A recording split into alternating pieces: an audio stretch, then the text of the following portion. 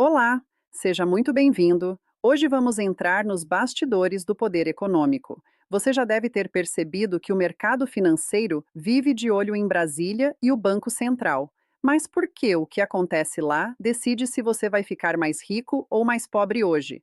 A resposta está em duas engrenagens poderosas: a política monetária e a política fiscal. Muitas pessoas acham que isso é conversa de político, mas a verdade é que essas políticas definem o valor de cada real que você tem investido. Se você quer ser um investidor de elite, você precisa entender quem manda no dinheiro e como essa dança entre o Banco Central e o governo federal dita o ritmo dos seus investimentos. Vamos abrir a cortina e entender como esse jogo funciona na prática. Vamos começar pela política monetária. No Brasil, quem executa essa política é o Banco Central. O objetivo principal dele é um só: manter a inflação sob controle e garantir que a nossa moeda não derreta. A ferramenta principal do BC, como já vimos, é a taxa Selic. Mas como o Banco Central decide isso? Ele olha para a quantidade de dinheiro circulando. Se tem dinheiro demais e os preços estão subindo, ele aumenta os juros para enxugar a liquidez. Isso é a política monetária restritiva. Se a economia está parada e precisa de um empurrão, ele baixa os juros. O Banco Central atua como um xerife independente. Ele não deveria se preocupar com as próximas eleições, mas sim com os próximos 10 anos da nossa moeda. Quando o Banco Central sobe os juros, ele está protegendo o seu poder de compra, mesmo que isso deixe o crédito mais caro no curto prazo. Agora, do outro lado da rua, temos a política fiscal. Esta é responsabilidade do governo federal, especificamente do Ministério da Fazenda e do Tesouro Nacional.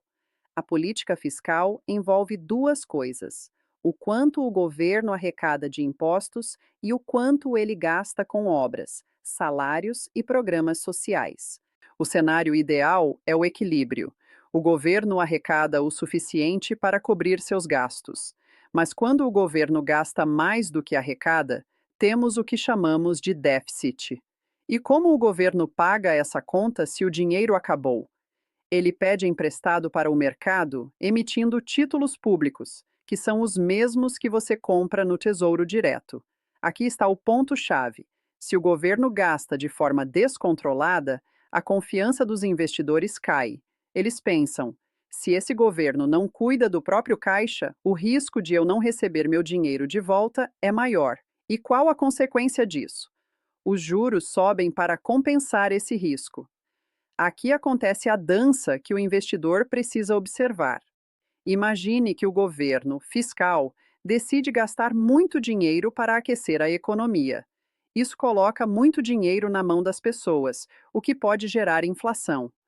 O Banco Central, monetário, vendo os preços subirem, é obrigado a aumentar os juros para conter essa inflação. É uma queda de braço. Se o fiscal é irresponsável, o monetário tem que ser mais duro.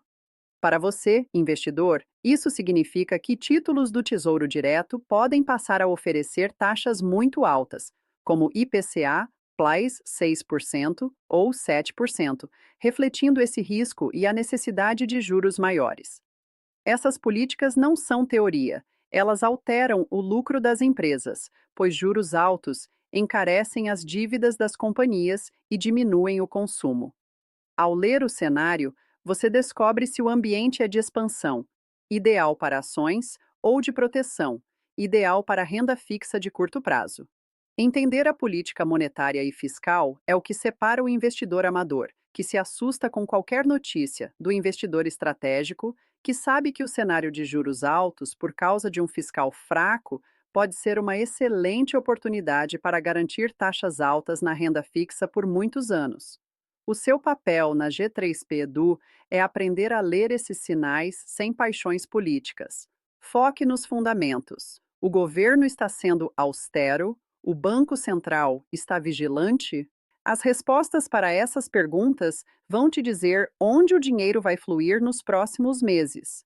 No nosso próximo vídeo, vamos juntar tudo o que aprendemos e entender como as decisões de investimento se encaixam nos ciclos econômicos. Vamos aprender a hora certa de entrar e sair de cada mercado, Continue firme nos estudos, revise o conceito de déficit e superávit e nos vemos na próxima aula. Até breve!